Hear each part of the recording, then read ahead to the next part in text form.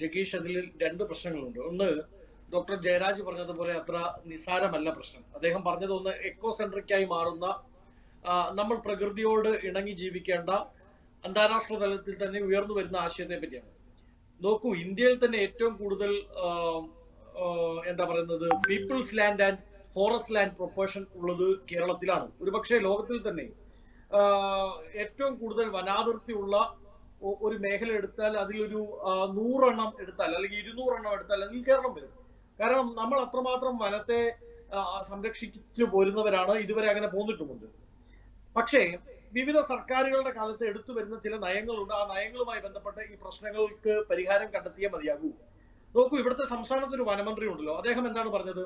ഞാൻ വനമന്ത്രി ആയതുകൊണ്ടാണോ ആന നാട്ടിൽ ഇറങ്ങുന്നത് എന്ന് ചോദിക്കുന്ന ലാഘവത്തോടു കൂടി അങ്ങനെ ഒരു ഉത്തരം പറയുന്ന, ഒരിക്കലും പൊളിറ്റിക്കലി റെസ്പോൺസിബിൾ അല്ലാത്ത, ഈ നമ്മൾ നേരത്തെ പറഞ്ഞ 1000-ഓളം അടക്കം പേരുടെ ജീവന്, അവരുടെ വിധവകൾക്ക്, അവരുടെ അനാഥരാക്കപ്പെട്ട മക്കൾക്ക്, അവരോട് ആരോടും യാതൊരു കൂറുമില്ലാത്ത, റെസ്പോൺസിബിലിറ്റിയും ഇല്ലാത്ത ഉത്തരം പറയുന്ന ഒരു വനമന്ത്രി ഉണ്ട്.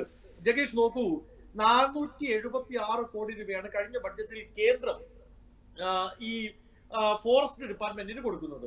അതിൽ 286 കോടി രൂപ ലാപ്സ് ആക്കി കളഞ്ഞു ഇവർ. അപ്പൊ ഇവരുടെ കയ്യിൽ ഫണ്ടില്ലാഞ്ഞിട്ടല്ല കേട്ടോ, ഫണ്ടില്ലാഞ്ഞിട്ടല്ല. ഈ പറയുന്ന കിടങ്ങ് നിർമ്മിക്കാൻ, അല്ലെങ്കിൽ ആനത്താലം നിർമ്മിക്കാൻ, ഇലക്ട്രിക് വേലികൾ നിർമ്മിക്കാൻ ഒന്നും ഇവരുടെ കയ്യിൽ ഫണ്ടില്ലാഞ്ഞിട്ടല്ല. കഴിഞ്ഞ ബഡ്ജറ്റിലും അതിന്റെ തൊട്ടു മുമ്പത്തിലെ ബഡ്ജറ്റിലുമായി സംസ്ഥാന സർക്കാർ മാറ്റിവെച്ചിരിക്കുന്നത്, അതായത് ഫോറസ്റ്റ് വന്യജീവി ആക്രമണവുമായി ബന്ധപ്പെട്ട് സംസ്ഥാന സർക്കാർ മാറ്റിവെച്ചിരിക്കുന്നത് 176 കോടി രൂപയാണ്. അത് മുഴുവൻ പൊട്ടടിച്ചിട്ടുണ്ട്. അതിൽ ഒരു രൂപ പോലും മിച്ചമില്ല. അത് പോരാഞ്ഞിട്ടാണ് കഴിഞ്ഞ ബഡ്ജറ്റിൽ വന്യജീവികളും മനുഷ്യനും പരസ്പരം സഹവസിച്ച് മുന്നോട്ട് പോകുന്നത് പ്രോത്സാഹിപ്പിക്കാൻ വേണ്ടി അത്തരം പദ്ധതി, അതായത് പ്രോത്സാഹിപ്പിച്ചാണ് ഇപ്പം പത്രം വായിക്കുന്ന ആളെ വരെ കാട്ടാന വന്ന് കുത്തിയിട്ട് പോകുന്നത്. അങ്ങനെ പ്രോത്സാഹിപ്പിക്കാൻ വേണ്ടി 25 കോടി രൂപ കഴിഞ്ഞ ബഡ്ജറ്റിൽ മാറ്റിവെച്ചിട്ടുണ്ട്. എവിടെയാണ് ഇത് ഉള്ളത്? നോക്കൂ, വലിയ പ്രശ്നം ഫോറസ്റ്റ് ഡിപ്പാർട്ട്മെന്റുമായി ബന്ധപ്പെട്ട് കഴിഞ്ഞ 7-8 വർഷക്കാലമായി ഉണ്ട് ഈ സർക്കാരിന്റെ കാലത്ത്. എന്തുകൊണ്ടാണെന്ന് ചോദിച്ചാൽ, ഫോറസ്റ്റ് ഡിപ്പാർട്ട്മെന്റിന് ഒരു കഴവത്തുള്ള, ഞങ്ങളുടെയൊക്കെ നാട്ടുഭാഷയിൽ പറഞ്ഞ കഴവത്തുള്ള ഒരു മന്ത്രി രണ്ട് സർക്കാരുകളിലും ഉണ്ടായിരുന്നില്ല. അവർ ചെയ്തുകൊണ്ടിരിക്കുന്നത് കുത്തക ഭീമന്മാർക്ക്, ചാനൽ മുതലാളിമാർക്ക് മരം മുറിച്ചു കൊടുക്കാൻ വേണ്ടി കൂട്ടുനിൽക്കുകയാണ്.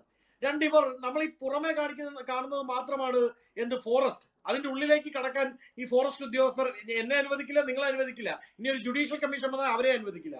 എന്താ പ്രശ്നം എന്നറിയോ?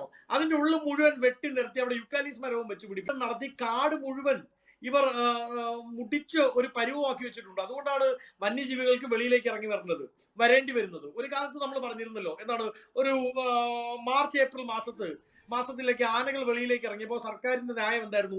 ഭയങ്കരമായ ചൂടുണ്ടാവുന്നു, ആ ചൂടും ഉഷ്ണത്തിന്റെയും വലിയ പ്രതിസന്ധിയുടെ ഭാഗമായാണ് കാട്ടാനകൾ നാട്ടിലേക്ക് വരുന്നത്. ഈ ഡിസംബറിൽ എവിടെയാണ് ഇതിന് മാത്രം ഉഷ്ണം ഇരിക്കുന്നത് എന്നുകൂടി മുഖ്യമന്ത്രിയും വനമന്ത്രിയും കൂടെ പറഞ്ഞു തന്നാൽ മതി.